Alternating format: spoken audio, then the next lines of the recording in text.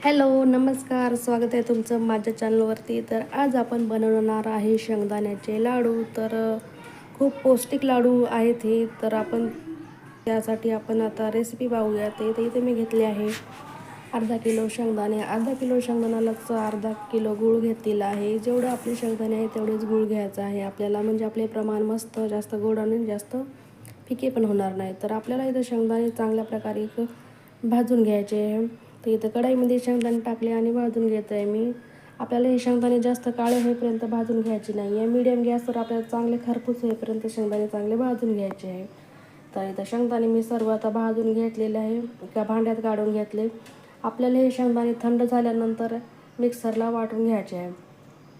तर आपले इथं शेंगदाणे थंड झाले, आता आपण मिक्सरला वाटून घेऊयात. आपण मिक्सरला जेवढे शेंगदाणे आणि गूळ एकत्रच वाटून घ्यायचं आहे. तर याचं सेक्शन केलेलं आहे मी, 2 सेक्शनमध्ये याचं डिवाईड केलं आहे. तर आपल्याला अर्धी याच्यातनी आणि अर्ध्या याच्यातनी गूळ टाकून घ्यायचं आहे आणि हे चांगलं मिक्सरला आता वाटून घ्यायचं आहे.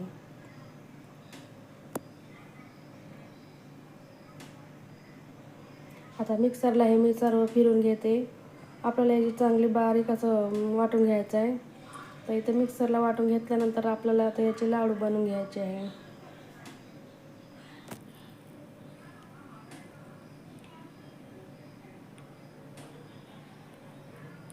हे मिश्रण सर्व आपल्याला चांगलं असं एकजीव करून घ्यायचं आहे. म्हणजे ज्यातनी जे आपण मिक्सरला जे वाटून घेतलं त्याच्या जे गुठळ्या झाल्या आहेत ना, ते चांगल्या फोडून घ्यायचे आणि चांगलं मिश्रण असं आपल्याला एकजीव करून घ्यायचं आहे.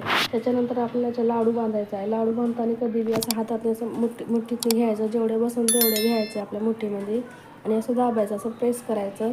चांगलं असं घट्ट दाबायचं आहे आणि या प्रकारे आपल्याला असं गोळा करून घ्यायचा आहे. तर बघा आपलं किती मस्त हातामध्ये लाडू होत आहे. तुमचे लाडू जर असे बांधता येत नसेल तर तुम्ही काय करा, थोडंसं याच्यामध्ये पाणी शिंपडा.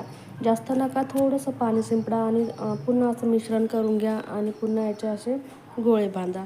तर छान होतात. तर हे लाडू तुम्ही उपवासालासुद्धा वापरू शकता. खूप छान आणि पौष्टिक आहेत लाडू आणि लहान मुलांनासुद्धा देऊ शकता. तर कशी वाटली रेसिपी ते नक्की सांगा. आवडल्यास लाईक, शेअर आणि सबस्क्राईब करा.